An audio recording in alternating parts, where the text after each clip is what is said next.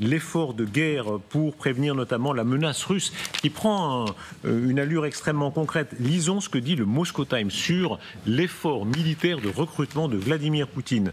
Il avait rarement été aussi considérable. Les efforts de recrutement militaire massifs de la Russie deviennent de plus en plus coûteux.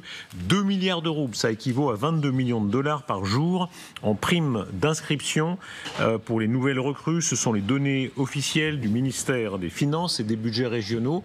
Je vous en prie, installez-vous sur ce plateau. Merci beaucoup.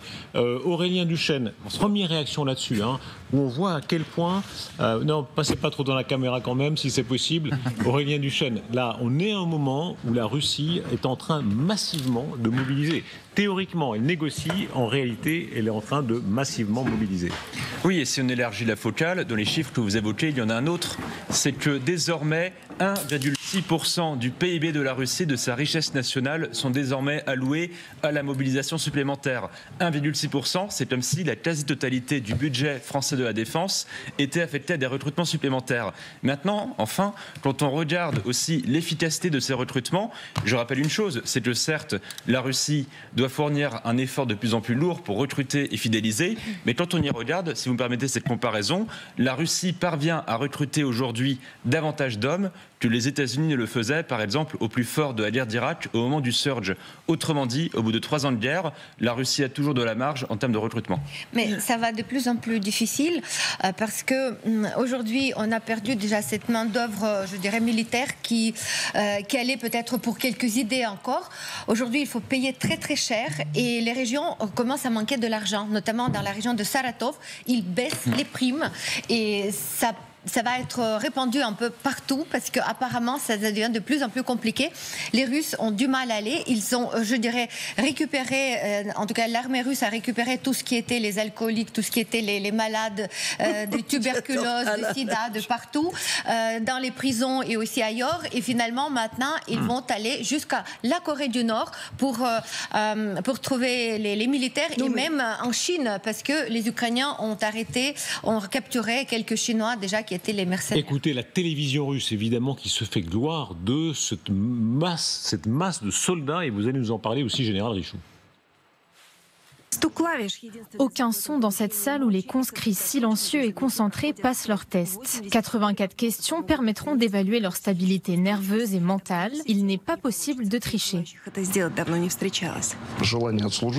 Ils sont motivés par le désir de servir, d'obtenir une sorte de spécialité dans l'armée. Il est clair que certains disent que c'est nécessaire. L'attitude générale est combative. Parmi les conscrits, il y a de plus en plus de personnes qui vont à l'armée en toute connaissance de cause, comme Kenan. Tout homme doit aider à protéger sa famille. Pour moi, c'est l'objectif principal, apprendre à manier une arme et comprendre les tactiques de combat. La conscription de printemps sera plus importante que celle de l'automne. 1300 citoyens de Ryazan seront habillés en uniforme et envoyés dans des unités militaires. Voilà, cette nouvelle donne aux portes de l'Europe. Et je présente celles et ceux qui nous ont rejoints. Vous les avez entendus déjà. Aurélien Duchesne, consultant géopolitique. Vous signez la menace russe au-delà de la guerre de l'Ukraine. On est évidemment dans ce sujet-là, aux éditions Erol. Manon Kérouille-Brunel, merci beaucoup d'être là. Vous êtes grand reporter à Paris Match. Vous avez fait une interview événement du président Trump lors de sa visite à Notre-Dame à Paris. On va voir combien ces prises de position ce soir marquent évidemment les événements. Macha Merrill, bonsoir Macha. Bonsoir Darius. Merci beaucoup d'être là, comédienne, écrivaine d'origine russe. Et vous avez combien de grands-ducs et de grandes-duchesses parmi vos aïeux? Oh, même un qui est au gouvernement, qui est au Kremlin. Le prince Narishkin, qui est mon cousin. Et on va entendre d'ailleurs le même Narishkin, qui est le patron des services russes. Voilà, mais vous entendez mal avec lui, j'imagine. Je suis plus d'accord. J'ai eu un espoir à un moment donné, mais il est tombé. Guillaume Roquette, qui descend aussi de beaucoup de grands-ducs depuis plusieurs générations. Merci beaucoup à vous. Merci à la Poédie, qu'on a entendu déjà, franco-ukrainienne, consultante en droit international. Et vous, Général Richoux, un mot d'abord, bonsoir, sur cette mobilisation si importante. Vous dites souvent la masse compte, et là les Russes font masse. D'abord, la masse compte, mais il ne faut pas oublier oublier qu'il y a les pertes. Et donc, ça n'est pas de la masse, c'est pas un gain. Je veux dire, quand ils engagent, il faut compenser les pertes. Et les pertes, on sait que c'est à peu près 1000 hommes par jour, grosso modo. Donc, c'est pas 1000 morts, mais c'est à peu près 100, 200 morts. Et puis après, il y a les blessés, il y a les désertions, sans doute, les prisonniers, etc. Donc, même s'ils recrutent 1500 personnes par jour, il y en a déjà 1000 qui partent dans le pot et qu'il faut relever tous les jours parce qu'il y a des pertes massives. Donc, en fait, ça relativise véritablement l'effort qui est fait. Enfin, l'effort, il est réel, il n'y a aucun doute. Ils mettent l'argent, ils mettent tout ça. Mais, en fait, c'est pas l'armée russe ne se grossit pas de 1500 soldats par jour. C'est absolument pas ça. L'armée russe compense, pour la plupart, les pertes qu'elle a au combat au quotidien. Ça traduit quand même une intention très belliqueuse. On est à un moment où théoriquement Poutine devrait aller à la négociation. Aucun doute. Or, il y a une intention belliqueuse, 1000 à 1500 soldats chaque jour. Une vraie volonté, c'est-à-dire et à présent, oui, absolument. vous savez, il faut comprendre, c'est le tiers-monde, la Russie.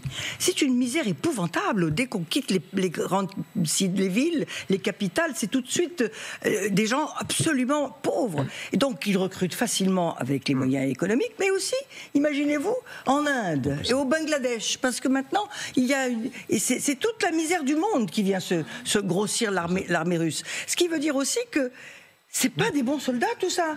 Ce sont des gens qui ne sont pas capables, qui ne sont pas formés.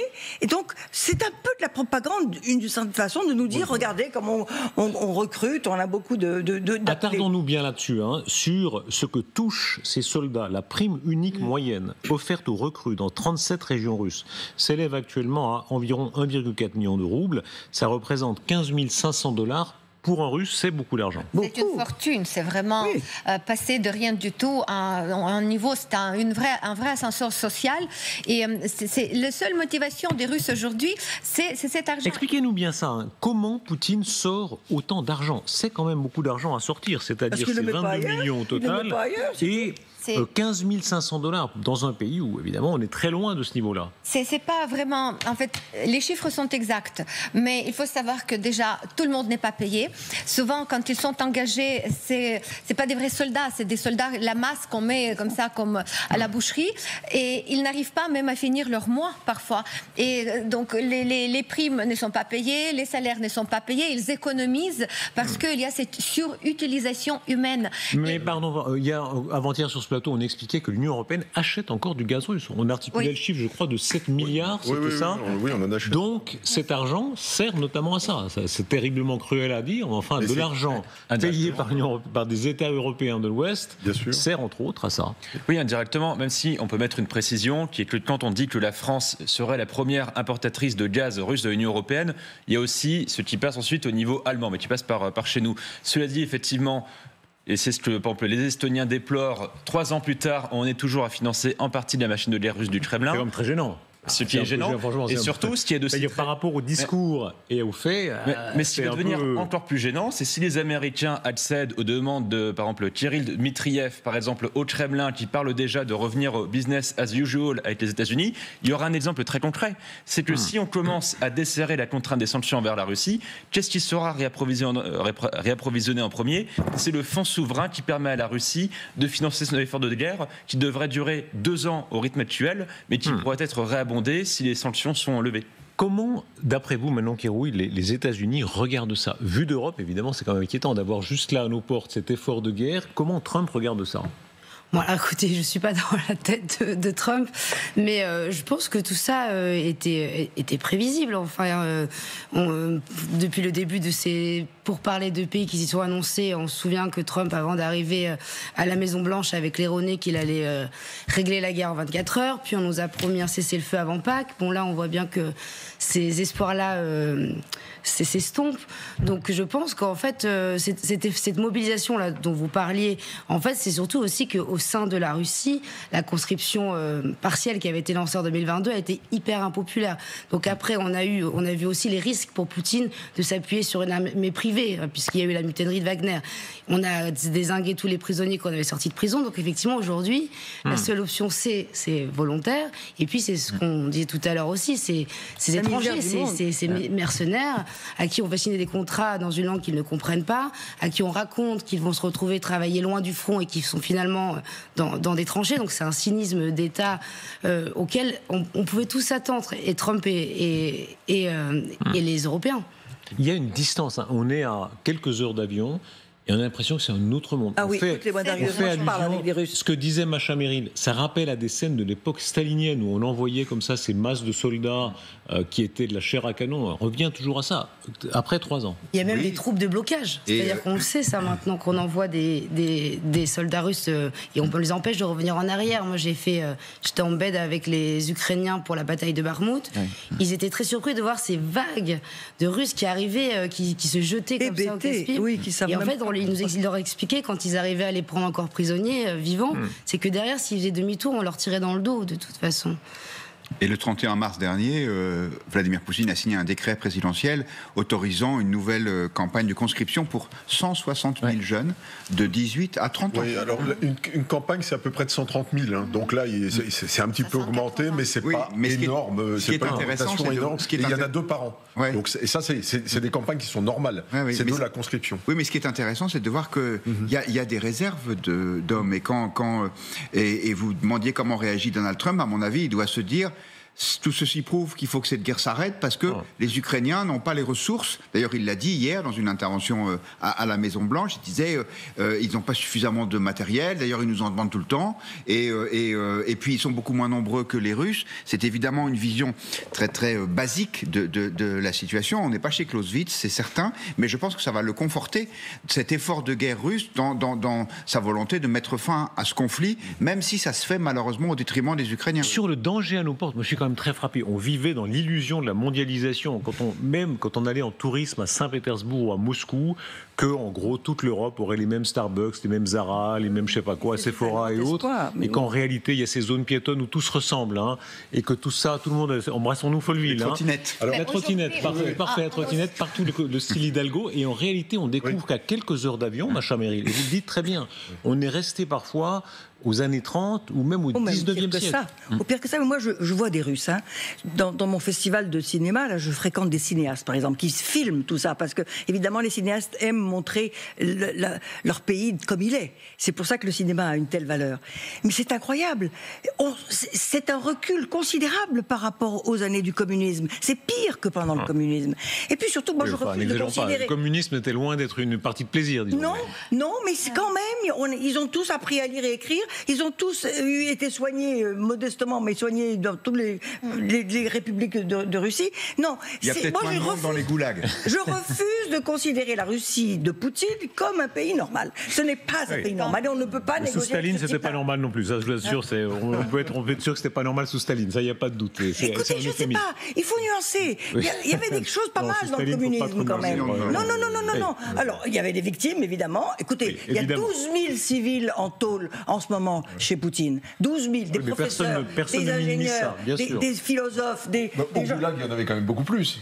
Attendez, ne faisons pas une comparaison parce que ça ne peut pas tellement comparer. C'est pas la même chose. Général ? Oui. Moi, je pense que au Goulag, il y en avait quand même beaucoup plus. Je pense que on peut pas comparer quand même la Russie de Poutine avec la Russie de Staline qui a fait des millions de morts, qui a fait des millions de morts, en plus de la guerre. Il y a eu 20 millions de morts pendant la guerre, mais il y en a eu des centaines de milliers pour Goulag. Il y en a eu des centaines de milliers avant la guerre, pendant les grandes purges, etc. Il y en a eu aussi pendant la guerre civile. Il y a eu 10 millions de morts pendant la guerre civile. Alors les atrocités ont été des deux côtés, vraisemblablement. Et il faut rappeler, pardon, Masha Meryl, y compris dans vos milieux, pardon, je dis pas vous, hein, mais des milieux tellement bien pensants à Paris qui refusaient de croire ce que disait Solzhenitsyn, ce que disaient les écrivains soviétiques à l'époque qui dénonçaient ces atrocités. Et ici à Paris, on dit oh là, c'est de la propagande anti-soviétique. L'illusion d'un pays qui essayait un système nouveau et qui s'est répandu dans le monde entier quand même. Hein. Aujourd'hui, en 2025, est-ce qu'on a sous les yeux, là, à nos portes, encore une fois, vraiment dans notre jardin ou notre cour, là, tout près, une menace qui est en train de grossir? Aujourd'hui, vous savez, dans certains milieux à Paris, on refuse de croire la même chose. Aujourd'hui, les gens qui me disent « Ah, j'adore la Russie, j'ai rêve de revenir en Russie », ils sont allés seulement à Moscou, Saint-Pétersbourg. Ils n'ont rien vu d'autre que ces grandes villes, ces grandes vitrines des zoos pour montrer un peu l'attirail de ce que ça pouvait être. Mais sinon, la misère qui est derrière, très très peu de gens qui sont allés vraiment voir la vraie Russie. Écoutez, c'est le problème. Écoutez Vladimir Poutine qui évidemment a comment dire, cette partie de la Russie pauvre et même misérable, mais qui fait un effort d'argent, c'est surtout l'argent du pétrole et du gaz concernant son armée. Il est évident que l'évolution de la situation mondiale, l'émergence de nouveaux défis et menaces, notamment dans le domaine maritime, nécessite la formation d'une nouvelle image de la marine. L'une des tâches prioritaires est de renforcer la flotte nationale dans son segment clé des forces nucléaires stratégiques, qui constitue la garantie la plus importante de la sécurité de la Russie et du maintien de l'équilibre mondial. Aurélien Duchesne, quelle est la nature de l'effort? Rappelez-vous quand... et on a réussi en partie, on s'est moqué de lui, mais Bruno Le Maire disait on va mettre à genoux l'économie russe. C'est vrai qu'il y a certaines sanctions qui ont fonctionné, mais on voit bien que la machine de guerre, elle, n'est pas touchée.